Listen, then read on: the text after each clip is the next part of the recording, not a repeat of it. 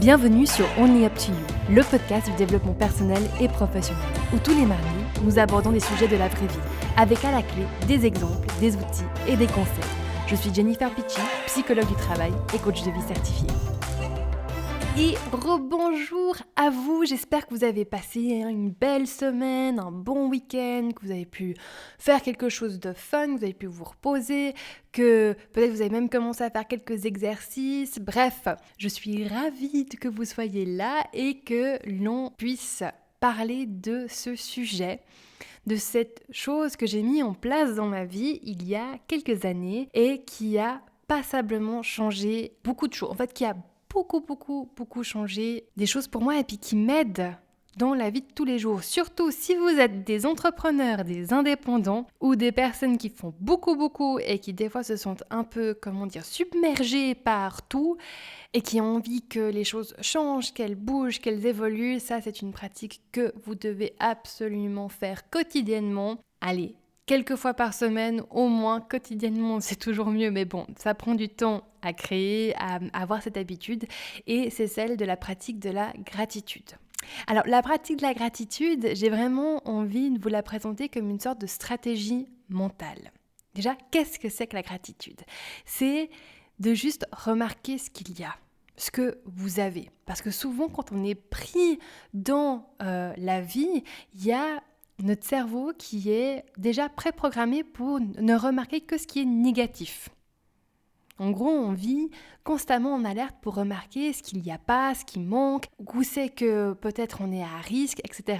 Papy, là, sur le coup, est très présent et il va vraiment mettre notre attention sur des choses qu'il n'y a pas. Du coup, ça nous crée automatiquement des sensations de manque, des sensations de il y a un problème, il y a quelque chose qui ne va pas. Et c'est normal, ça fait partie du fonctionnement du cerveau. Mais vous pouvez aussi décider de où c'est que vous mettez votre attention. En gros, où c'est que vous voulez que Luc porte son attention. Pour rappel, Luc et Papy sont différents propriétaires de nos cerveaux. J'ai fait toute une métaphore dans l'épisode 4 sur le fonctionnement de notre cerveau et comme on a 3 propriétaires, Papy, Mamie et Luc. Papy, c'est le côté plus ancestral, c'est celui qui aime le confort, qui a envie de garantir notre survie, c'est son job. Et étant donné que sa mission, c'est de garantir notre protection, il veut éviter un maximum de risques. Et voilà, Luc, en revanche, c'est la partie la plus jeune de notre cerveau, c'est celle avec laquelle on réfléchit, c'est celle avec laquelle on arrive à imaginer, à articuler différentes idées complexes, et c'est celui qui voit les choses et sur lequel on peut porter notre attention. En gros, nous, notre conscience, quand on se parle, quand on réfléchit, eh bien, on travaille souvent plus haut avec Luc. Et Papy va réagir en fonction de ce que Luc lui transmet comme information. Et il y a quelque chose d'incroyable qui se passe lorsque l'on porte notre attention sur ce qu'on a. Il y a déjà des études qui ont été faites sur la pratique de la gratitude et de ce que les gens ont pu remarquer une fois qu'ils avaient une pratique de gratitude en place. Déjà, ils éprouvent plus d'émotions positives et ils se sentent plus vivants. Après, il y en a qui arrivent à même mieux dormir. Ça, moi, je l'ai particulièrement remarqué. Les soirs où je me couchais en me disant « Oh mon Dieu, est-ce que ça va ? Est-ce que ça va aller ? Ah là là, je dormais pas très bien. Par contre, les soirs où je m'endormais après avoir fait une forme de prière, et oui, c'est une sorte de prière de gratitude où je remercie juste l'univers. C'est quelque chose qui pour moi est plus facile à dire que de remercier Dieu. Vous pouvez d'ailleurs remercier votre chat ou votre coussin. Et voilà, je prends quelques minutes pour remarquer les choses nouvelles de la journée, les choses que j'ai, le fait que j'ai internet, que j'ai un lit, que j'ai le choix de ce que j'ai envie de manger le soir. C'est bête ça, mais vous vous rendez pas compte la chance que l'on a de pouvoir choisir souvent le repas que l'on va manger. C'est un privilège. On est quand même hyper privilégié. Voilà, je pars du principe que si vous m'écoutez, que si vous écoutez ce podcast, c'est que vous avez internet, que vous avez un téléphone, et que, bref, votre vie, elle est quand même hyper bien comparée à la vie de milliards d'autres personnes. Même si ça vous embête de vous l'avouer. Alors on est d'accord, le but là, c'est pas de se culpabiliser et puis de dire « Oh, vous avez le droit d'avoir des hauts et des bas » et c'est complètement normal aussi d'avoir des journées où ça va moins bien et des périodes aussi qui sont plus difficiles, mais de des fois juste se rappeler que, purée, nous, malgré tout le bordel qu'il y a dans notre vie, tout ce qui ne va pas, on a quand même certaines choses et ça change la donne. Parce que c'est toujours plus facile de changer, d'avoir de l'énergie pour changer quand on part de ce qu'on a. Alors que si on est focalisé que sur le manque, ce qui ne va pas, on tourne littéralement à vide. Et c'est un changement qui est ultra subtil, qui est tellement facile à faire et qui a tellement d'effets positifs. Alors, comment faire ?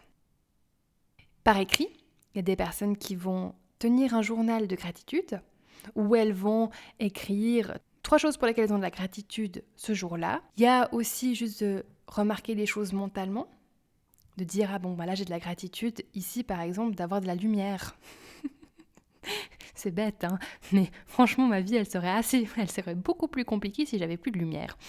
Ou bien de le faire à haute voix. Moi, c'est ce que je fais parce que je trouve que c'est le plus rapide et puis c'est aussi une manière de vraiment s'activer et faire de l'action. Alors, sur quoi faire ? Quels sont les sujets sur lesquels on peut avoir de la gratitude ? Alors, ça peut être des choses du confort de la vie de tous les jours qui ne sont absolument pas banales. Par exemple, d'avoir des toilettes. Les toilettes, c'est super. Si vous avez déjà vécu sans toilette, vous savez de quoi je parle. D'avoir une douche, d'avoir aussi le choix avec les habits, d'avoir Internet, d'avoir un téléphone, d'avoir, si vous travaillez, même si vous détestez votre job, d'avoir un travail. Il y a des gens qui vraiment cherchent du boulot et c'est compliqué. Si vous avez la chance d'avoir une famille qui est en bonne santé, purée, allez-y avec la gratitude là-dessus, c'est énorme. D'avoir de la santé, si vous avez de la chance d'avoir une bonne santé, mais vraiment, gratitude pour ça parce que c'est tellement précieux la santé. Et puis profitez-en vraiment d'avoir des idées, d'avoir une voix, de pouvoir vivre dans un pays où il est possible. Alors on est d'accord, il n'y a pas un pays qui est parfait, mais où par exemple pour les femmes on peut sortir, on peut avoir un job, on peut voter, on a un pouvoir d'action. Alors je sais, hop, on peut rouvrir complètement la boîte féministe et puis dire non, machin. Mais quand même, c'est assez incroyable ce qu'on peut déjà faire comparé à ce que, par exemple, nos grands-mères pouvaient s'autoriser. Nous, il y a déjà ça. Et bien sûr, il y a des progrès à faire. Attention, la gratitude ne dit pas, il faut se satisfaire de ce que l'on a déjà et être plan-plan, hein. C'est vraiment une stratégie mentale pour se dire, on continue, on avance, on progresse, mais parce qu'on a déjà tout ça qui est accompli. Pas parce qu'il y a tout ça qu'il faut faire. Et c'est là où il y a une différence vraiment sensiblement. Je vous conseille vraiment juste essayer. Démarrez votre journée avec de la gratitude. Démarrez votre journée avec de tout ce qui ne va pas. Vous allez voir ce qui change.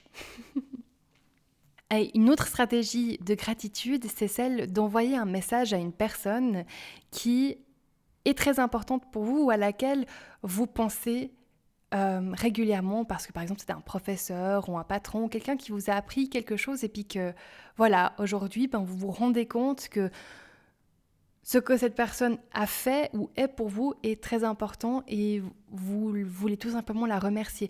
Vous vous rendez pas compte à quel point ça peut faire du bien à cette personne de juste tout d'un coup avoir un message qui sort de nulle part où vous la remerciez.